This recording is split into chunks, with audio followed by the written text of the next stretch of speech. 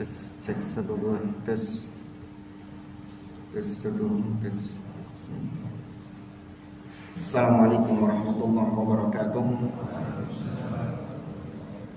Innal hamdalillah nahmaduhu wa nasta'inuhu wa nastaghfiruh wa na'udzu billahi min shururi anfusina wa min sayyiati a'malina. May yahdihillahu fala mudilla lahu wa may yudlil fala hadiya lahu. Wa asyhadu an la ilaha illallah wahdahu la syarika lah wa asyhadu anna Muhammadan abduhu wa rasuluh.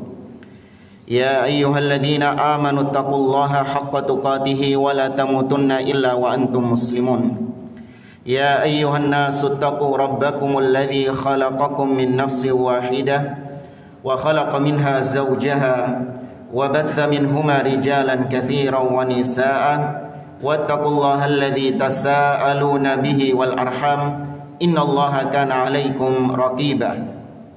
Ya ayyuhalladzina amanu taqullaha wa qulu qawlan sadida yuslih lakum a'malakum wa yaghfir lakum dhunubakum wa may yuti'illaha wa rasulahu faqad faza fawzan 'azima. Amma ba'd.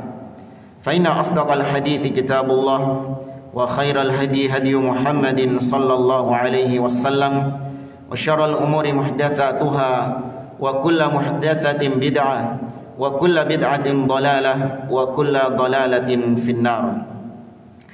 Ma'asyiral muslimin ikhwani fillah rahimani wa rahimakumullah. Kita melanjutkan kembali pembahasan tafsir surah Al-Fatihah yang dibawakan oleh Fadilatul Syekh Muhammad bin Shalih Al-Utsaimin rahimahullah taala. Kita pada pertemuan pagi hari ini sampai pada ayat yang ke-5, yaitu firman Allah Subhanahu wa taala, a'udzubillahi minasyaitonir rajim. Qala Allahu 'azza wa jalla, iyyaka na'budu wa iyyaka nasta'in. Yang artinya hanya kepadamulah kami menyembah dan hanya kepadamulah kami meminta pertolongan.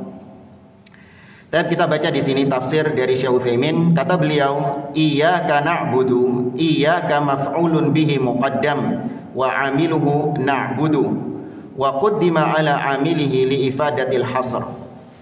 Kata beliau, ayat ini iyyaka na'budu wa iyyaka nasta'in. Ini kalau dalam bahasa Arab ada istilah mendahulukan objek daripada subjek dan kata kerja. Ya, mendahulukan objek daripada subjek dan kata kerja. Kalau dalam susunan kalimat yang formal, ya sebagaimana dalam bahasa Indonesia, subjek, predikat, objek. Ya, subjek, kata kerja, kemudian objeknya. Ini kalau dalam susunan bahasa yang formal. Tapi karena bahasa Al-Quran adalah bahasa yang tinggi, benar-benar memperhatikan letak huruf, benar-benar memperhatikan letak kalimat, maka objeknya ditaruh di depan. Jadi kalau bingung, semestinya, bukan semestinya. Kalau semestinya ini kok seakan-akan kita bilang Qur'annya salah. Semestinya begini, enggak. Maksudnya kalau dalam susunan bahasa yang formal, itu berbunyi na'buduka.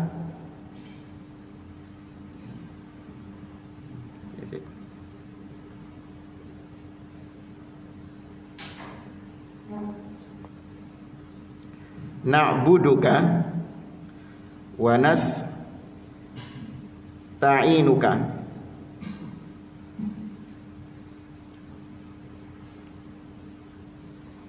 Taib na'buduka wa nasta'inuka. Yang kalau diterjemahkan na'buduka, kami menyembahmu. Ka di sini ingat dhamir yang dulu itu ya. Ka artinya mu. Kami menyembahmu dan kami meminta pertolongan kepadamu.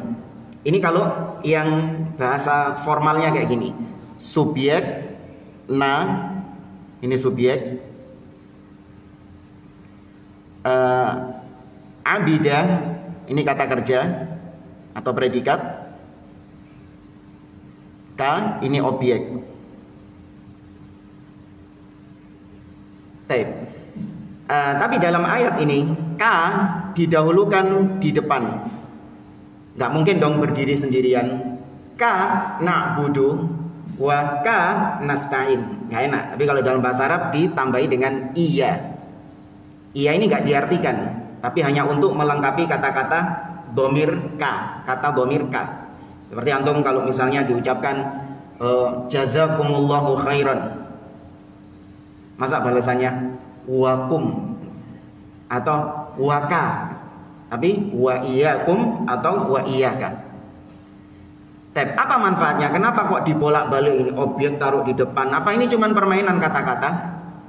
Atau cuman buat api-apian? Enggak. Ternyata dalam bahasa Arab, objek ketika diletakkan di depan itu mengandung pengertian al-hasr, membatasi. Sehingga ketika disebutkan iyyaka na'bud, itu muncul terjemahan hanya kepadamulah kami menyembah. Padahal nggak ada kata-kata hanya. Ya, nggak ada kata-kata faqat, nggak ada. Tapi sudah dipahami dalam bahasa Arab, objek kalau ditaruh di depan itu artinya adalah membatasi. Hanya kepadamulah kami menyembah dan hanya kepadamulah kami meminta pertolongan. Bingung jemaah? Antum serius bingung? Enggak ya? Bisa dipahami ya? Baik. Kenapa kok nggak cuman na'buduka atau nasta'inuka? Kenapa kok nggak pakai kalimat yang pertama? Karena kalau pakai kalimat yang atas itu bisa membuka peluang, membuka pintu dia menyembah kepada selain Allah. Kalau pakai kalimat na'buduka wa nasta'inuka, kalau ketika Anda mengatakan kami menyembahmu ya Allah, ini hanya sekedar mengikrarkan saja kami ya menyembahmu, tapi di samping engkau masih memungkinkan kami menyembah kepada ilah-ilah yang lain. Kami masih meminta tolong kepada ilah-ilah yang lain. Masih memungkinkan membuka pintu seperti itu. Karena orang-orang musyrikin, kalau mereka diajak untuk mengucapkan na'buduka wa nasta'inuka, mau mereka. Mau wis, yakin mau wis. Abu Jahal JS ketika disuruh mengatakan na'buduka wa nasta'inuka, mereka mau. Kenapa? Karena mereka nyembah Allah enggak? Nyembah Allah. Tapi di samping menyembah Allah, mereka juga memberikan sebagian ibadah mereka kepada berhala-berhala yang mereka sembah selama ini. Tapi kalau mereka disuruh untuk mengucapkan iyyaka na'bud wa iyyaka nasta'in, Abu Jahal JS ini orang-orang yang sastrawan Arab, ngerti kalau ucapan ini itu adalah membatasi. Hanya Allah yang disembah, hanya Allah yang dimintai pertolongan. Artinya mereka harus membuang semua yang mereka sembah selain Allah Azza wa Jalla. Konsekuensinya kayak gitu. Makanya antum kalau mengucapkan kepada istri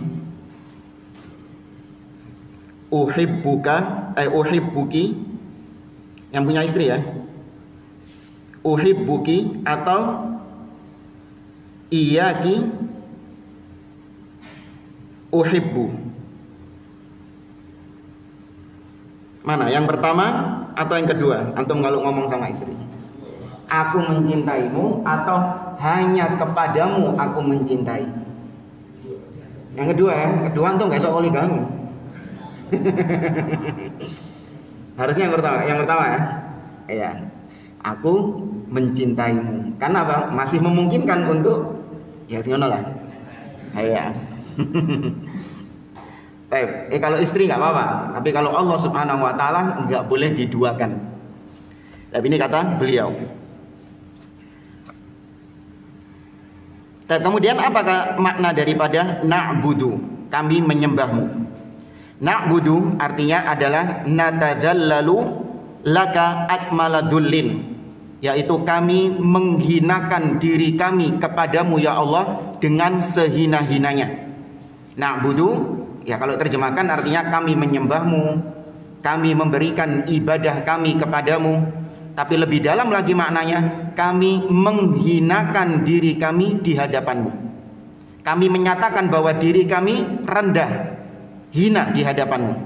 Walihadza tajidul mu'minina yad'una ashrafa ma fi ajsamihim fi mawti'i al-aqdam dzullan lillahi azza wa jalla.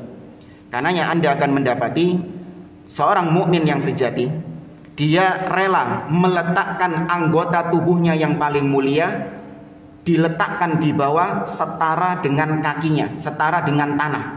Anggota tubuh yang paling mulia apa? Kepala. Ya, diletakkan di tanah. Yasjudu dzullan lillahi azza wajal, sebagai bentuk penghinaan diri kepada Allah Subhanahu wa taala. Yasjudu ala turab. Ya, dia sujud di bawah tanah atau di tanah situ. Tamtali'u jabhatuhu minat turab. Kullu hadza dzullan lillah. Ketika sujud, jidatnya itu penuh dengan pasir, penuh dengan tanah. Padahal ini anggota tubuh yang paling mulia. Itu sebagai bentuk penghinaan diri kepada Allah. Kata Syekh Utsaimin, walau anna insanan qala ana u'tika dunya kullaha wasjud li ma wafaqal mu'minu abadan li anna hadza dzulla lillahi azza wa jalla wahda. Andai kata seorang mukmin dikatakan kepada orang yang benar-benar beriman, saya akan berikan kepadamu dunia dan seisinya, tapi syaratnya kau sujud kepadaku.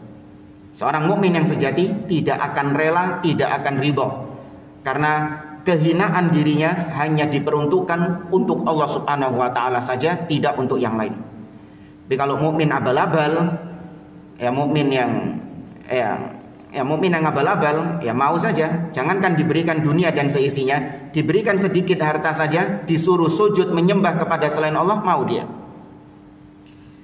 Dan kemudian kata beliau, wal ibadah tatadamman fi'la kulli ma amara Allah bih wa tarka kulli ma nahallahu anhu.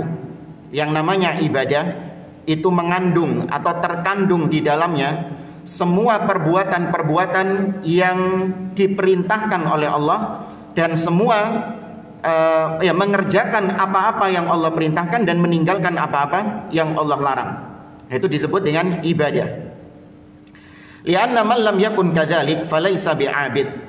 Karena barang siapa yang tidak demikian, yakni tidak mengerjakan apa yang Allah perintahkan dan tidak meninggalkan apa yang Allah larang, dia tidak disebut abid. Abid orang yang menyembah atau penyembah. Lau lam yaf'alil ma'mura bih lam yakun abidan haqqan, walau lam yatruk al manhiya anhu lam yakun abidan haqqan. Jadi kesimpulannya kata beliau, huwallazi yuwafiqul ma'buda fi muradihi asy-syar'i. Seorang hamba yang sejati adalah seseorang yang mencocoki, menuruti apapun yang diinginkan oleh yang dia sembah. Ya, penyembah yang sejati, abid, hamba yang sejati, yaitu yang mencocoki, menuruti apa-apa yang diinginkan oleh yang dia sembah, yaitu Allah. Kalau kita, Allah Subhanahu wa ta'ala, sesuai dengan tuntunannya. Dan lanjut kata beliau, melaksanakan perintah Allah dan meninggalkan larangan Allah, ini la yumkin an yakuna qiyamu hadza bighairi ma'unatillah. Tidak akan mungkin terlaksana hal itu kecuali dengan pertolongan dari Allah. Seorang hamba yang tadi kita katakan mengerjakan apa yang Allah perintahkan, meninggalkan apa yang Allah larang, tidak akan mungkin dia bisa mengerjakan hal tersebut kecuali dengan pertolongan Allah. Walihadza qala, oleh karenanya dalam ayat ini Allah menggabungkan antara ibadah dengan isti'anah, yaitu meminta pertolongan. Karena tidaklah seorang hamba bisa beribadah kepada Allah kecuali dengan pertolongan dari Allah Azza wa Jalla. Ai la nasta'inu illa iyyaka 'alal ibadah wa ghairiha. Kami tidak akan meminta pertolongan kepada siapapun kecuali hanya kepadamu ya Allah, dalam perkara-perkara yang memang khusus minta tolong hanya kepada Allah, terutama dalam melaksanakan ibadah kepada Allah Azza wa Jalla. Maka dalam ayat ini Allah menggabungkan antara ibadah dengan meminta pertolongan hanya kepada Allah Subhanahu wa ta'ala. Kata para ulama, diantaranya Syekhul Islam Ibnu Taimiyah rahimahullah, ayat ini sangat agung sekali. Dengan iyyaka na'budu, ya, dengan iyyaka na'budu, seorang hamba itu bisa mewujudkan ikhlas. Dengan iyyaka na'budu. Kenapa? Karena ikrarnya dia, hanya kepadamulah kami beribadah, maka dia dituntut untuk ikhlas. Ikhlas artinya apa? Pernah kita bahas? Murni. Nah, hati-hati, jangan pakai ikhlas dalam arti bahasa Indonesia. Ikhlas artinya bahasa Indonesia apa? Iya, rela, pasrah, legowo. Nek gak percaya. Sama ikhlasnya juga. Ikhlas. Ya, tulus, memberikan pertolongan dengan ikhlas. Mereka benar-benar mengikhlaskan atau menyerahkan dengan tulus. Ikhlas, lurus, sukarela, mustaqim, rela, sukarela. Itu dalam bahasa Indonesia. Enggak. Ya, kalau ikhlas dalam bahasa Indonesia digunakan dalam apapun. Anda beli barang 8.000 harganya, kemudian orangnya nggak punya susu, nggak punya kembalian. Anda ngasihkan uang 10.000. Harga barang 8.000, orangnya nggak punya susu. Kemudian Anda mengatakan, ya wis lah, saya ikhlas. Apakah itu ikhlas yang dituntut dalam agama? Enggak. Ya, seorang pria hidung belang berzina dengan seorang pelacur. Selesai berzina, kemudian diberikan bayaran yang berlebih. Kata pelacurnya, pezinanya, loh kok cak nih? Ya wis gak apa-apa, ambilan semua saya. Oh, ikhlas, masya Allah. Zina ini ikhlas gitu. Enggak, bukan ini. Ikhlas artinya dalam bahasa adalah pure, murni. Maka dengan iyyaka na'budu itu menyebabkan seorang menjadi ikhlas. Dia memurnikan ibadah kepada Allah. Harusnya orang yang mengatakan demikian, dia nggak mungkin ridho minta-minta kepada kuburan, atau dia menggantungkan hidupnya kepada jimat, atau dia percaya dengan hal-hal yang itu merupakan bentuk ibadah kepada selain Allah. Gak mungkin. Bayangkan minimal 17 kali seorang muslim mengikrarkan iyyaka na'budu, tapi kok masih suka minta-minta ke kuburan keramat. Ya, suka nyungsep-nyungsep di kuburan. Nah, ini bukan ayatnya yang salah, namun dia yang kurang memahami arti kata iyyaka na'budu. Kemudian iyyaka nasta'in itu bisa menyebabkan seseorang menjadi apa? Kalau iyyaka na'budu jadi ikhlas, terhindar dari riya. Ya, salah satu manfaatnya terhindar dari riya, karena ibadahnya untuk Allah, bukan untuk mata-mata manusia yang memandang. Kalau nasta'in bisa menyebabkan manusia menjadi terhindarkan dari ujub. Ya, wa iyyaka nasta'in bisa menyebabkan manusia terhindar dari ujub. Kenapa? Karena ketika dia tahu bahwa dia tidak mungkin bisa beribadah kecuali dengan pertolongan dari Allah, lantas apa yang ia banggakan? Gak mungkin dia merasa bangga, oh saya sudah haji sekian kali, saya sudah hafal sekian surat, ya saya sudah menguasai ilmu ini. Gak mungkin dia ujub. Kenapa? Karena dia tahu bahwa semua itu pertolongan dari Allah Azza wa Jalla. Baik. Sekarang kita baca faedah-faedah yang bisa kita ambil dari ayat ini. Faedah yang pertama, ikhlasul ibadati lillah. Dari ayat ini, sebagaimana tadi kita sampaikan, faedahnya adalah membuat kita jadi ikhlas dalam beribadah kepada Allah. Yang kedua, menjadi ikhlas dalam meminta tolong kepada Allah Subhanahu wa taala. Ya, faedah yang kedua, ayat ini menjadikan kita ikhlas dalam meminta tolong kepada Allah. Fa in qala qail, ada pertanyaan, kaifa yuqalu ikhlasul isti'anati billah wa qad jaa'a fi qoulihi ta'ala wa ta'awanu 'alal birri wat taqwa. Kok bisa dikatakan minta tolong itu harus murni kepada Allah tok, gak boleh minta tolong kepada yang lain? Kan murni artinya gitu kan ya. Lantas bagaimana dengan ayat ini? Wa ta'awanu, itu yang sini. Wa ta'awanu, mana saya kok hilang? Oh ya, wa ta'awanu 'alal birri wat taqwa. Dan saling tolong menolonglah kalian dalam berbuat kebaikan dan ketakwaan. Allah nyuruh kita untuk minta tolong kepada orang lain. Padahal katanya tadi minta tolong hanya kepada Allah Subhanahu wa taala. Paham enggak maksudnya? Bingung jemaah? Diulangi lagi ya. Baik. Tadi ayatnya iyyaka nasta'in. Didahulukan kata-kata iyyaka itu mengandung pengertian apa?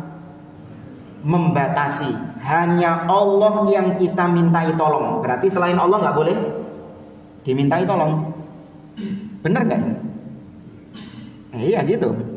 Lantas bagaimana dengan ayat ini? Dan saling tolong menolonglah kalian dalam berbuat kebaikan dan ketakwaan. Jadi ini jaluk tolong hanya kepada Allah. Nah kok saya ini malah disuruh minta tolong kepada selain Allah.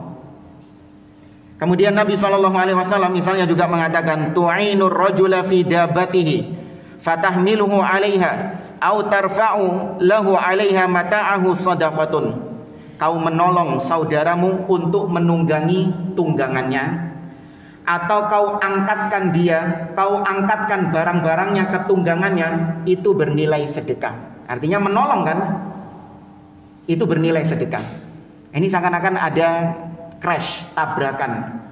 Nah, pernah kita bahas di awal-awal muqaddimah dulu di pembahasan usulun fit tafsir. Kalau ada crash, tabrakan antara ayat satu dengan ayat yang lain yang kita anggap itu sebagai hal yang bertentangan, maka yang harus kita lakukan apa? Yakini dulu bahwa nggak mungkin ada ayat bertabrakan dengan ayat yang lain. Nggak mungkin ada ayat bertabrakan dengan hadis yang sahih. Nggak mungkin hadis yang sahih bertabrakan dengan hadis yang sahih yang lain. Itu kita pahami dulu. Baru setelah itu nanti kita tanyakan kepada para ulama, atau tanyakan kepada orang yang paham, atau kita buka kitab-kitab para ulama tentang tafsir daripada ayat yang tadi kita anggap crash, kita anggap bertentangan. Jangan diputusi dewe. Iya bertentangan ini. Berarti yang satu dhaif, yang satu sahih. Enggak. Ya harus dikompromikan dengan ilmu. Kata beliau, bagaimana dengan ayat ini? Maka jawabannya annal isti'anah nau'an. Namanya isti'anah, meminta pertolongan, itu ada dua macam.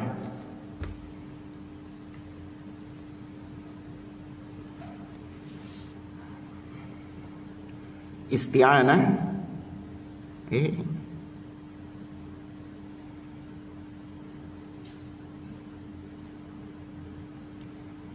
Isti'anah ada dua macam. Yang pertama, isti'anah at-tafwid.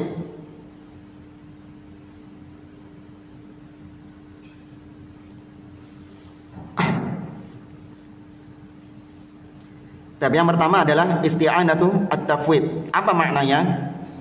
Kata beliau maknanya adalah annaka ta'tamidu 'ala Allah 'azza wa jalla wa tatabarra min haulika wa quwwatika wa hadha khasun billahi 'azza wa jalla. Isti'anatu tafwid artinya isti'anah yang modelnya itu bersandar. Isti'anah minta pertolongan yang modelnya itu bersandar, yaitu engkau bersandar kepada Allah dan engkau berlepas diri dari sekitarmu, sekelilingmu, dan dari kekuatanmu sendiri, kemampuanmu sendiri. Kau berlepas diri. Wis Allah subhanahu wa ta'ala yang menolong aku. Nah yang modelnya kayak gini, itu hanya khusus diberikan kepada Allah subhanahu wa ta'ala. Isti'anah yang modelnya kayak gini, gak boleh diberikan kepada yang lain. Nah ada isti'anah model yang kedua, yaitu isti'anah al-musyarakah. Isti'anah al-musyarakah. Musyarakah artinya berserikat. Ya, isti'anah minta pertolongan yang berserikat. Kata beliau, bimaknal musyarakah fima turidu an taquma bihi fahadhihi jaizatun in kana al musta'anu bihi hayyan qadiran 'alal i'anah li'annahu laisa ibadah. Kalau isti'anah yang kedua itu hukumnya boleh berserikat selama syaratnya yang kita mintai pertolongan itu hayyan, hidup. Odi nek jadi reng Madura. Selama dia hidup. Iyalah bener kan. Yang kedua, selain hidup dia itu qadir, mampu untuk melakukan itu. Ya. Yang ketiga, hadir. Ini sebenarnya Ya nggak terlalu sih. Yang nomor 3 ini maksudnya bukan syarat mutlak. Ya, tapi ada kondisi-kondisi tertentu yang seorang itu ketika mintai tolong hadir. Tapi kalau nggak hadir, mungkin dia bisa via telepon, minta tolong via telepon itu bisa. Jadi yang lebih urgent yang pertama sama yang kedua, dia hidup dan dia mampu. Yang ketiga nggak usah, karena hadir ini juga masuk dalam kategori mampu. Maka dari sini nggak boleh minta tolong dengan orang yang telah mati, atau minta tolong kepada orang yang dia tidak mampu untuk melakukannya. Seperti misalnya Anda meminta tolong kepada seseorang untuk menurunkan hujan, dia nggak mampu. Itu menjadi kekhususan Allah Subhanahu wa Ta'ala. Atau untuk menghentikan hujan, kayak orang minta tolong sama pawang, itu nggak mampu dia, maka nggak boleh. Atau dia minta tolong kepada seorang yang hidup tapi dia ghaib, dia nggak hadir. Contoh misalnya antum naik pesawat, ada orang naik pesawat, pesawatnya turbulens, goncang, kemudian dia merem sambil menyebut-nyebut nama gurunya. Ya Ustadz Fulan, tolong saya sekarang sedang dalam musibah, pesawat saya mau kecelakaan. Ustadznya dia masih hidup, ya, tapi wallahu a'lam di bagian mana, negara bagian mana nggak tahu. Tapi dia minta tolong dengan memanggil Ustadz Fulan tadi. Ini juga nggak boleh, meskipun orangnya masih hidup, karena dia nggak mampu. Ya, beda lagi kalau misalnya dia nggak hadir, tapi dia mampu menolong. Contoh, antum misalnya mau masuk perbatasan negara, mau masuk ke negara mana gitu. Ternyata antum dipersulit, proses imigrasinya dipersulit. Nah, kebetulan antum punya kenalan seorang dari KBRI misalnya. Ya, antum telepon dia, "Afwan, ini ana sedang diimigrasi. Ini kok dipersulit sama pihak imigrasinya, padahal sudah lengkap semua dokumen-dokumennya." "Oh iya, sebentar." Sama dia langsung ditelepon dari kantornya. Ya, itu kalau sudah ini hanya dipersilahkan. Nah, ini meskipun gaib, nggak hadir, tapi dia mampu untuk menolong. Nah, ini seperti ini boleh. Maka tidak bertentangan antara ayat iyyaka nasta'in dengan wa ta'awanu 'alal birri wat taqwa.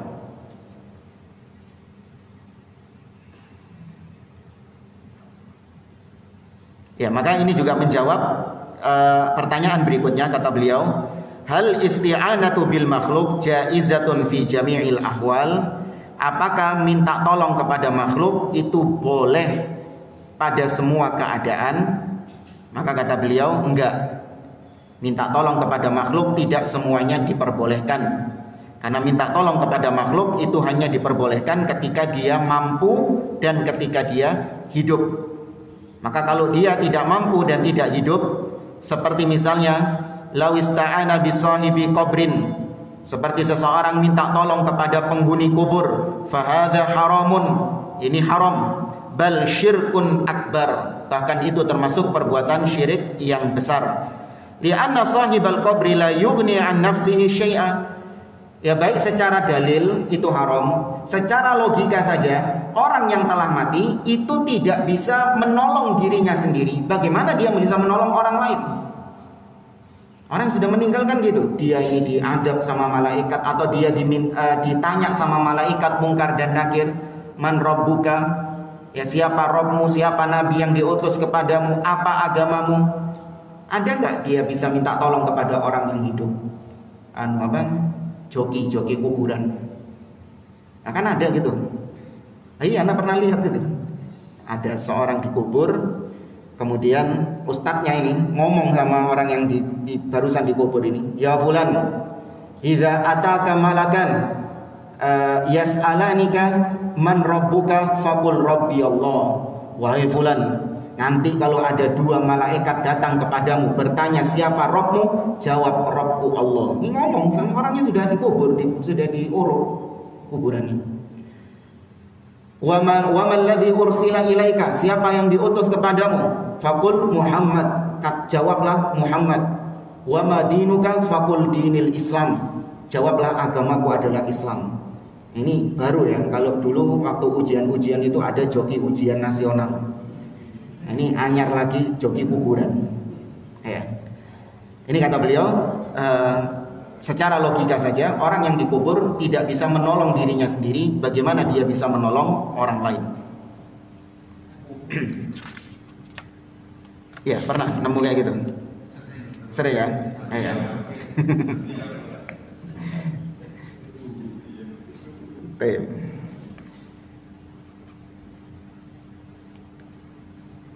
Sekarang kita lanjut ayat berikutnya. Ihdinas siratal mustaqim. Ya Allah, tunjukkanlah kepada kami as-sirat, jalan al-mustaqim yang lurus. Kata beliau, ihdina itu adalah permintaan kepada Allah Subhanahu wa taala untuk supaya kita diberikan hidayah. Ihdina dari kata-kata hidayah, hada yahdi, perintahnya ihdina, tunjukilah kami. As-sirat itu artinya at-thariq, jalan. Ya, al-mustaqim maknanya adalah alladzi la i'wijaja fihi. Al-mustaqim artinya adalah jalan yang tidak ada kebengkokan di sana, tapi jalan yang lurus. Ini unik ya kalau kita lihat dari awal surat. Ini surat Al-Fatihah ini seperti doa. Bukan seperti doa, memang inilah adab dalam berdoa. Kita kalau dalam berdoa itu adabnya pertama apa dulu? Memuji Allah Subhanahu wa taala. Nah, ini memuji Allah semua. Alhamdulillahirabbil alamin, arrahmanirrahim, maliki yaumiddin, iyyaka na'budu wa iyyaka nasta'in. Ini semua puji-pujian kepada Allah Subhanahu wa taala. Baru setelah itu requestnya, permintaan doanya, ihdinas siratal mustaqim. Jadi para ulama menyebutkan ketika kita mengatakan ihdinas siratal mustaqim, itu hadirkan hati kita dalam keadaan kita memang meminta kepada Allah Subhanahu wa taala.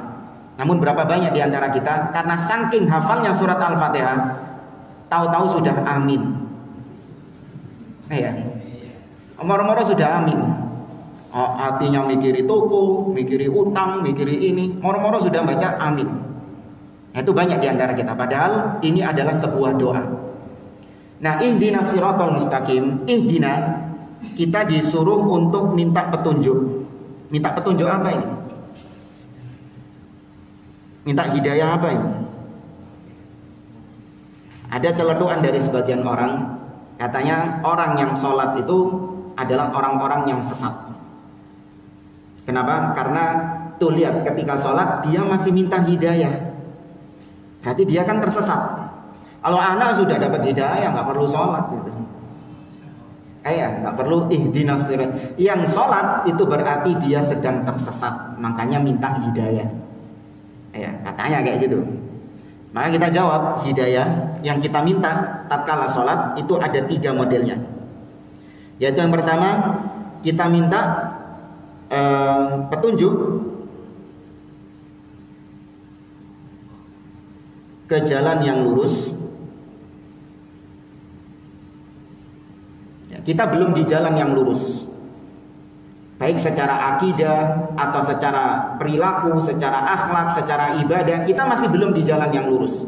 Maka dengan ihdinas siratal mustaqim kita minta supaya kita diluruskan itu semuanya. Akidah kita diluruskan, manhaj kita diluruskan, ya, ibadah kita diluruskan. Setelah kita lurus, jika sudah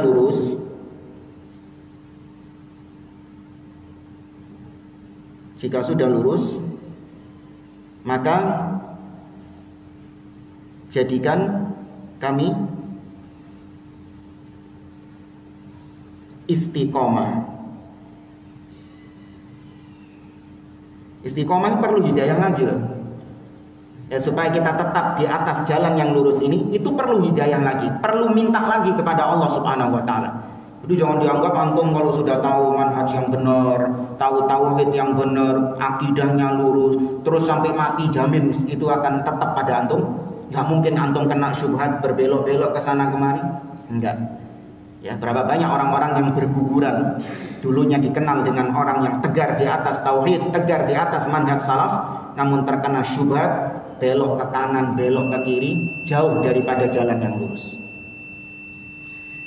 Kalau sudah istiqomah, maka minta lagi. Jika sudah istiqomah,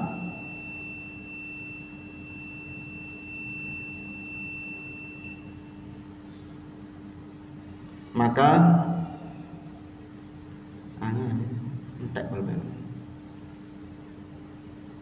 bukakan atau tunjukkan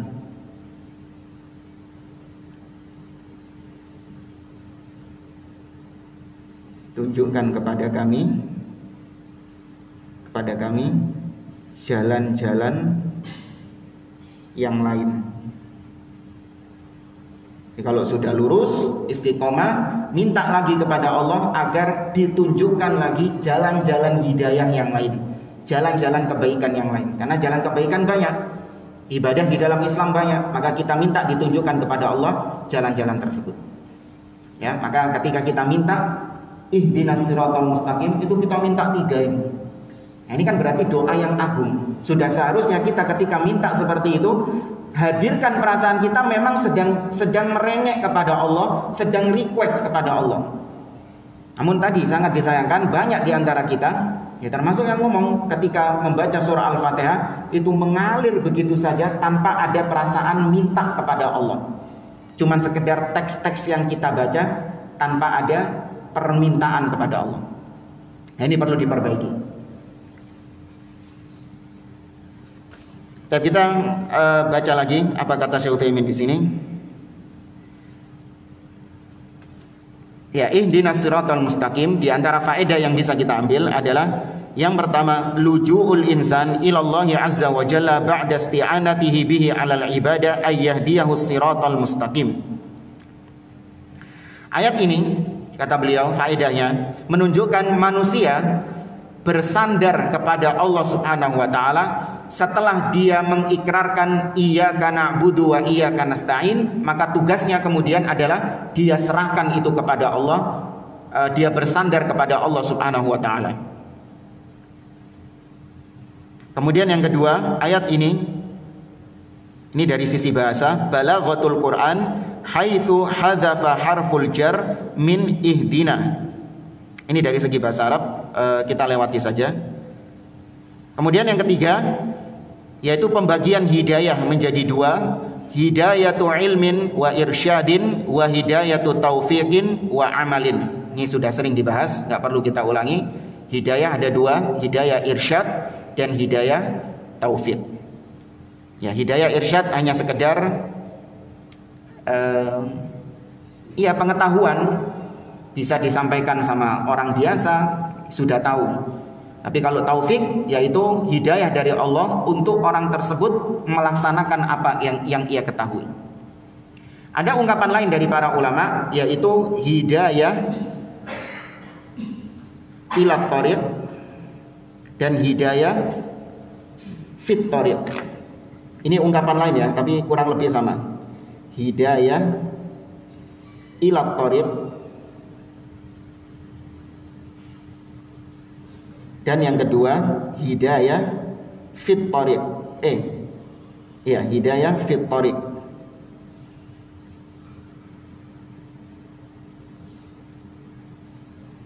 Apa bedanya? Hidayah ila thariq, hidayah menuju jalan. Artinya dia masih belum di jalan itu, belum di siratal mustaqim itu.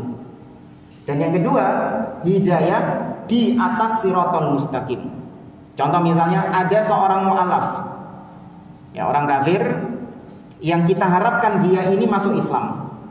Kemudian dia masuk ke dalam Islam. Nah, ini berarti dia hidayah menuju jalan. Nah, ketika dia masuk Islam, ternyata Islamnya dia itu, ya berapa banyak mu'alaf-mu'alaf yang Islamnya masih ikut ini, akidahnya masih amburadul. Akidahnya masih nggak jelas. Ada bahkan mu'alaf yang ikut Syiah Rafidhah. Yang penting balik ya jadi orang kafir, imbangnya jadi Syiah Rafidhah. Ada itu orang-orang kayak gitu. Ketika dia masuk Islam, maka dia minta hidayah fit thariq, yaitu hidayah di atas jalan Islam, supaya ditunjukkan Islam yang sahih, Islam yang benar, bukan Islam-Islam yang selama ini banyak berkembang di sebagian orang. Islam-Islam yang terpenuhi dengan kebid'ahan dan akidah-akidah yang menyimpang. Ini ungkapan lain dari para ulama. Kata Syekh Utsaimin, hidayah taufik itu seperti dalam firman Allah Subhanahu wa taala di surat Al-Baqarah ayat 185. Syahrul Ramadan alladzi unzila fihil Qur'an. Nah, perhatikan ayatnya. Syahrul Ramadan alladzi unzila fihil Qur'an hudan linnas. Bulan Ramadan adalah bulan diturunkannya Al-Qur'an. Yang Al-Qur'an ini adalah petunjuk hidayah bagi manusia. Hudan linnas. Tapi dalam ayat yang lain, masih di surah Al-Baqarah juga,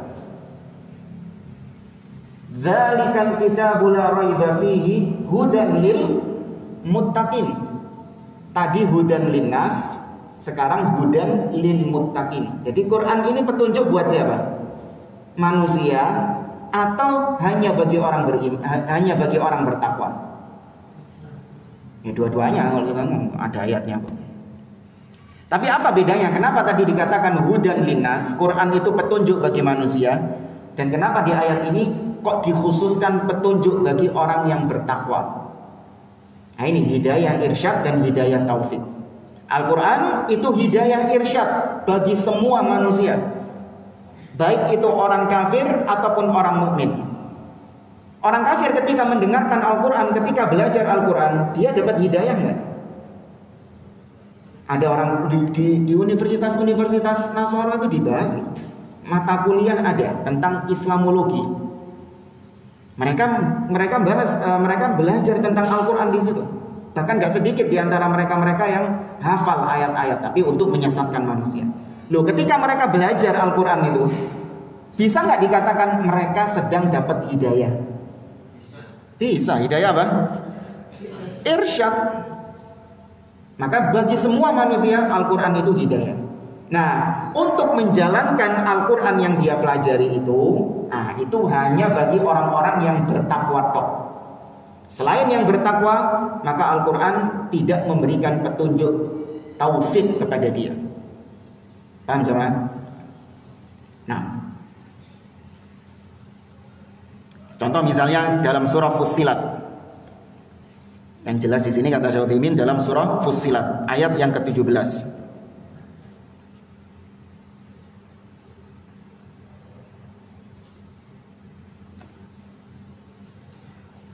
Ya, perhatikan ayatnya. Wa amma tsamudu fahadainahum.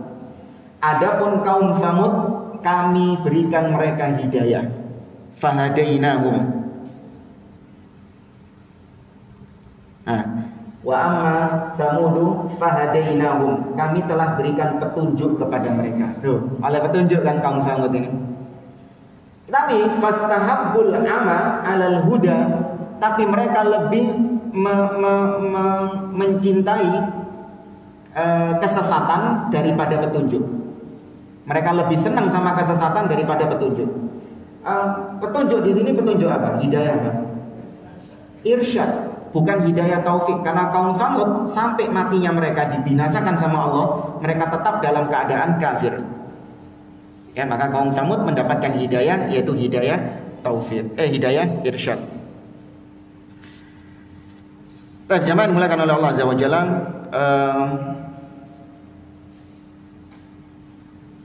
Penjelasan yang lain tentang Shiratal Mustaqim atau faedah yang lain dari Shiratal Mustaqim, yaitu Shiratal Mustaqim adalah jalan yang la i'wijaja fihi. Tadi kita katakan tidak ada jalan tidak ada kebengkokan di dalamnya.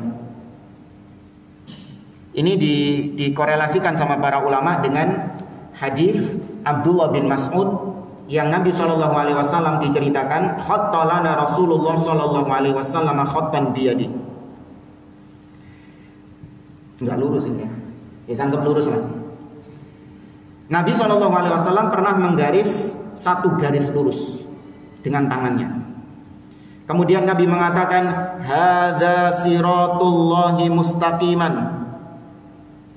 Inilah jalan Allah mustaqiman. Inilah jalan Allah yang lurus. Ya meskipun garisannya enggak lurus. Inilah jalan Allah yang lurus. Tsumma khatta khututan an yaminihi wa an shimali.